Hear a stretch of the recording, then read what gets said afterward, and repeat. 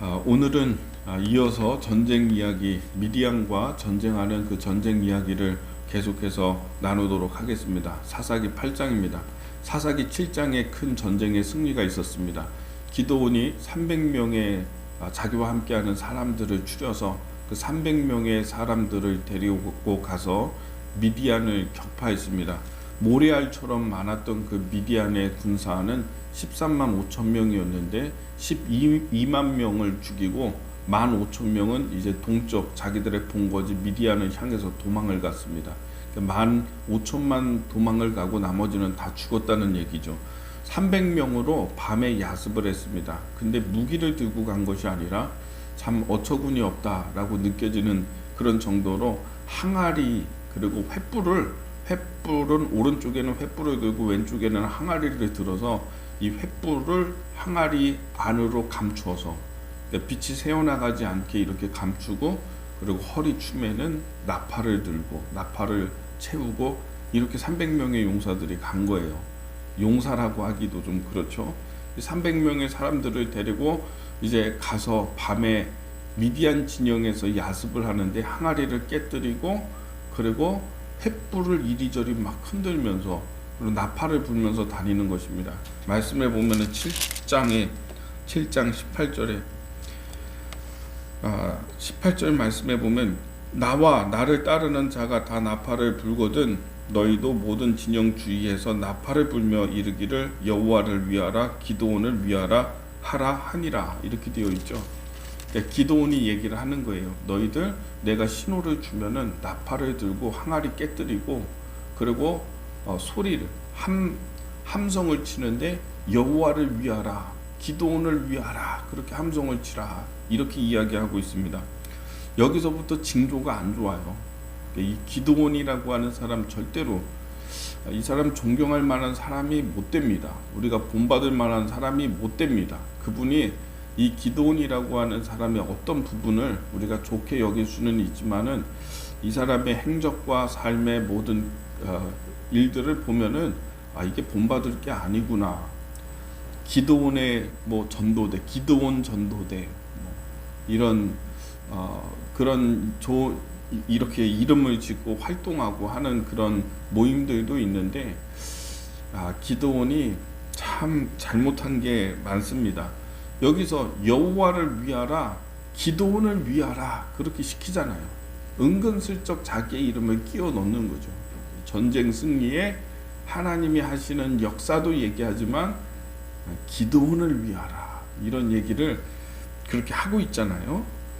항아리 깨뜨리고 나팔 불고 그리고 들고 있는 횃불을 이리저리 막 사람들이 흔들면서 이렇게 하니까 미디안 사람들이 갑자기 소리 나니까 장막 밖으로 나와서 보니까 횃불이 막 왔다 갔다 하죠. 항아리 깨지는 소리가 나죠. 함성 소리, 여호와를 위하라 기드온을 위하라 하는 함성 소리가 이곳저곳에서 나죠. 횃불이 왔다 갔다 하죠. 큰일 났다, 우리가 습격을 당하고 야습을 당했구나. 미디안 사람들이 순간적으로 당황을 하고 이렇게 해서 서로를 찔러서 죽이고 서로 싸우고 아군과 적군이 이게 구분이 되지 않는 밤에 막 이렇게 서로 전쟁이 벌어져서 그렇게 해가지고 이 많은 사람들이 13만 5천 명이 죽게 된 것이죠. 12만 5천 명이 어떻게 보면 이 자체만 놓고 봐도 엄청난 큰 대승입니다. 그런데 15,000명이 지금 적장 세바와 살문나라고 하는 적의 대장들이 왕이 도망을 갔거든요. 그러니까 기드온이 멈추지 않고 이제 그들을 추격하고 따라가게 되는 것이죠. 그것이 8장의 내용입니다. 세바와 살문나가 도망을 갔습니다. 근데 그 경로를 보면은 미디안은 이스라엘의 동쪽에 남동쪽에 있는 산지 거기에 유목민입니다. 거기서 살고 있었어요. 본거지가 그쪽이니까 요단강을 건넜겠죠. 요단강을 건너서 이제 도망을 가다가 숫곳이라고 하는 곳이 있고요. 그리고 조금 더 가다가 보면은 분우엘이라고 하는 마을이 있습니다. 이렇게 이 경로로 도망을 치는 것이죠. 간 거죠. 그러니까 이 기드온도 그 경로를 따라서 지금 추격해 가는데 이 숫곳 사람들에게 너무 배가 고프고 또 지쳤기 때문에, 자기와 함께하는 사람들 다 지쳤기 때문에 배고프니까 숫곳 사람들에게 우리에게 떡덩어리를 달라 이렇게 얘기를 해요. 근데 숫곳 사람들이 이 사람들은 갓지파예요. 거기는 갓지파인데 이 사람들이 음식을 주지 않습니다. 오히려 좀 희롱하듯이 세바와 살문나에게 완벽하게 승리했냐? 너희의 손에 세바와 살문나가 있다는 거냐? 우리가 너희에게 어떻게 떡을 주겠느냐? 왜냐하면 이 사람들은 그 미디안의 인근에 있는 마을이기 때문에 만약에 이제 기드온을 도와주면요, 나중에 세바와 살문나가 자기들을 괴롭힐 수도 있잖아요. 기드온 도와줬다고 떡덩이 주고 했다고 해가지고 이 숫곳이나 또 이게 분우엘이나 이 마을들 습격 받을 수도 있잖아요. 전쟁에서 완전히 승리한 게 아니니까 지금. 그러니까 이 숫곳 사람들이 완벽하게 너 승리했냐? 세바와 살문나가 너희 손아귀에 있냐 지금? 우리가 어떻게 너에게 떡을 주겠느냐 하면서 이야기를 한 겁니다. 얼마나 이게 속상하고 기분이 나쁘겠습니까? 기드온이요. 얼마나 그냥 기분 나빴겠어요. 배가 고파 죽겠는데 지금 자기 동족이고 이 나라를 위해서 지금 전쟁하는 이런 형국인데 지금 그래서 굉장히 섭섭했을 것 같아요. 그러면서 이야기합니다. 내가 세바와 살문나 사로잡고 돌아오는 길에 너희들을 징벌할 것이다. 들가시와 찔레로 너희들 내가 징벌할 것이다. 이렇게 얘기를 하고 떠나요. 조금 가다가 분우엘이라고 하는 마을이 또 나오거든요. 그 마을에서도 또 떡을 달라고 하는데 이 사람들도 떡을 주지 않습니다. 참 야속하죠. 이럴 때 배고프고 힘들고 이게 지쳐가지고 쓰러질 지경에 있을 때 안 도와주면은요, 그런 생각이 들 수도 있을 것 같아요. 내가 돌아올 때 너희들의 망대를 헐어버릴 것이다. 이렇게 얘기하고 또 떠납니다. 그리고 결국은 이 기드온이 승리하죠. 이 사람들 또 쉬고 있을 때 미디안에 남은 15,000명과 세바와 살문나가 또 이렇게 쉬고 있을 때 그때 또 공격해가지고 엄청난 대승을 거두고 세바와 살문나를 사로잡아서 돌아오게 되는 것입니다. 돌아오다가 오늘 이 말씀이 돌아오는 길에 숫곳 사람들 그리고 분우엘 사람들을 징벌하는 그런 이야기가 나오고 있습니다. 자, 보겠습니다. 자, 14절 말씀에 13절 요아스의 아들 기드온이 헤레스 비탈 전장에서 돌아오다가 숫곳 사람 중 한 소년을 잡아 그를 심문하매 그가 숫곳 방백들과 장로들 77명을 그에게 적어준지라. 기드온이 숫곳 사람들에게 이르러 말하되 너희가 전에 나를 희롱하여 이르기를 세바와 살문나의 손이 지금 내 손 안에 있다는 거냐? 어찌 우리가 내 피곤한 사람들에게 떡을 주겠느냐 한 그 세바와 살문나를 보라 하고 그 성읍의 장로들을 붙잡아 들가시와 찔레로 숫곳 사람들을 징벌하고 분우엘 망대를 헐며 그 성읍 사람들을 죽이니라. 네, 이게 영웅이요. 엄청난 하나님의 도우심을 받아서 전쟁에서 엄청난 승리를 거둔 이 영웅이, 이 사람이 지금 하는 일을 한번 보십시오. 자기의 동족들 나를 희롱했다고 해서 떡을 주지 않았다고 해서 돌아오는 길에 찔레와 들가시로 70명의 장로들과 방백들을 찔러서 죽였다는 얘기입니다. 70명을. 한 소년을 붙들었는데요. 그 마을 소년을 붙들었는데 방백들 이름 대라 해가지고 77명 적어줬는데 77명을 붙잡아가지고 들가시, 그때 이제 팔레스타인에 있는 그 찔레 가시가 한 7cm, 5cm 되거든요. 그 찔레 가시로 사람 찔러가지고 죽였다는 얘기예요. 이게 77명을. 하나님이 주신 엄청난 대승을 거둔 사람이 할 일입니까? 이런 게.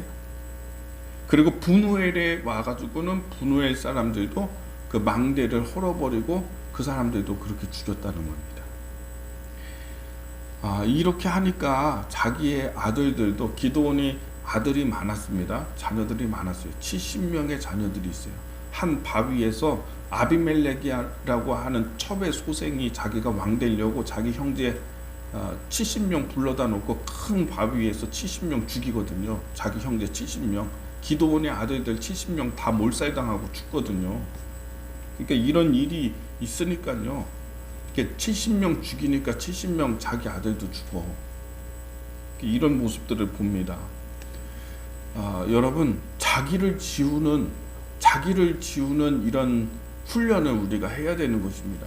하나님께서 우리에게 주시는 역사와 능력과 도우심과 이런 손길을 통해 가지고 내가 잘 되고 또 내가 승리하고 내가 이렇게 그 주님의 능력을 맛보고 난 다음에 지금 그런 승리에 도취돼 가지고 이 사람이 기드온이 하고 있는 일을 이런 학살을 우리가 보면서 얼마나 안타깝습니까?